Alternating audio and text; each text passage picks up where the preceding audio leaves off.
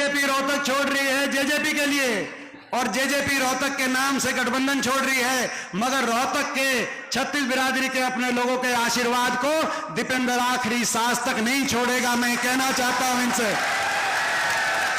आखिरी सांस तक सत्ता आएगी जाएगी, सरकार होगी या विपक्ष होगा, लेकिन आखिरी सांस तक अपने किसी भाई के कुछ काम आ पाऊंगा तो अपनी जान लड़ा दूंगा। ये वो रोहतक है, इसको आप छोड़ने की बात कर रहे हैं। कसूर है जो मुझे निशाने पे लेते हैं कि इन्होंने षड्यंत्र करके मुझे हराने का काम जरूर किया होगा, मैं इनके निशाने पे जरूर रहा हूंगा, लेकिन मैंने हार नहीं मानी।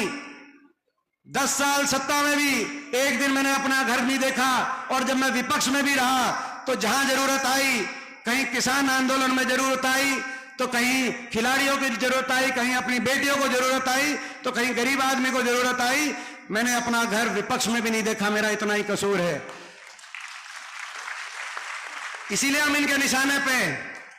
और आपने देखा होगा अभी 3 दिन पहले दुष्यंत चौटाला का बयान आया हिसार में। ये वही दुष्यंत चौटाला है जिसने पिछली बार बयान दिया था, अब की बार बीजेपी को करो जमुना पार। यही बयान था कि नहीं था? मैं पूछना चाहता हूं। राजनीति में नैतिकता की भी जगह होनी चाहिए, ईमानदारी की भी जगह होनी चाहिए। आज मैं कुछ कहूं और करूं कुछ और तो राजनीति से कैसे लोगों का विश्वास रहेगा? बीजेपी ने नारा दिया था, खट्टर साहब ने नारा दिया था, जिनको बदल दिया बीजेपी ने, अपनी विफलता का ठीकरा फोड़ दिया।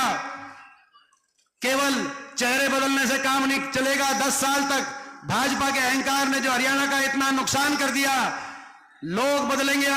अब आप क्या बदलोगे भाजपा वालों? आप क्या चेहरे बदलोगे? अब हरियाणा के लोग सरकार बदलेंगे, मैं आपको कहना चाहता हूं। खट्टर साहब ने नारा दिया था पिछली बार, अब की बार बीजेपी जाएगी 75 पार, लेकिन पिछली बार ही लोग इतने दुखी थे भाजपा से कि बीजेपी को 40 पे रोक दिया, उस नारे की हवा निकाल दी। सारे मंत्री हार गए थे पिछली बार, 14 में से 12 मंत्री विधानसभा नहीं पहुंच पाए थे। इस बीच दुष्यंत ने नारा दिया, बीजेपी को करो जमुना पार। एक कहता था 75 पार, दूसरा कहता था जमुना पार। इलेक्शन का नतीजा आते ही दोनों बन गए थे पक्के यार, पक्के यार बन गए थे। और चंडीगढ़ में बना दी थी ऐसी भ्रष्ट सरकार, केवल भ्रष्टाचार, डबल इंजन से प्रदेश को लूटा। 5 साल कोई काम नहीं किया। जनता ने किया हाहाकार। हरियाणा का भट्टा बिठाने के बाद 5 साल के बाद, और आपको याद होगा जो हुआ, मुझे उसकी जानकारी 6 महीने पहले मिली थी सिरसा की रैली में। आज से 4 महीने पहले लाखों लोग थे सिरसा में। सिरसा की रैली में मैंने ये कहा था, कांग्रेस पार्टी की रैली में लाखों लोगों के बीच में, लाखों लोग उस बात की गवाही देंगे। मैंने कह दिया था, इनमें अघोषित समझौता तोड़ने का हो गया है। इनका अगला समझौता है समझौता तोड़ने का। समझौता तोड़ेंगे और लोकसभा विधानसभा चुनाव में बीजेपी के इशारे पे बीजेपी इनेलो से और जजपा से कैंडिडेट खड़े करवाएगी, ताकि हरियाणा में जो परिवर्तन तय है उसको रोकने के लिए एक चक्रव्यूह रचा जाए। आपने देखा कि क्या बहाना लेके तोड़ा समझौता, कौन सा बहाना लेके तोड़ा इन्होंने? बहाना लिया,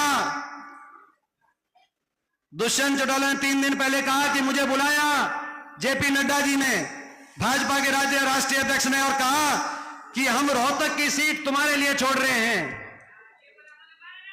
यही कहा कि रोहतक, यही कहा कि भाई दुष्यंत रोहतक की सीट आपके लिए छोड़ रहे हैं। और दुष्यंत ने कहा कि फिर हमने, जब ये बात आई तो दुष्यंत चौटाला ने वापस जाके कहा कि भाई हम अगर रोहतक की आप छोड़ते हो तो हम गठबंधन ही छोड़ते हैं। यही बात है ना, बोला हम गठबंधन छोड़ते हैं। मैं बताना चाहता हूं इनको, ये वो रोहतक है जिसने देश की राजनीति को दिशा देने का, प्रदेश की राजनीति को दिशा देने का काम किया है।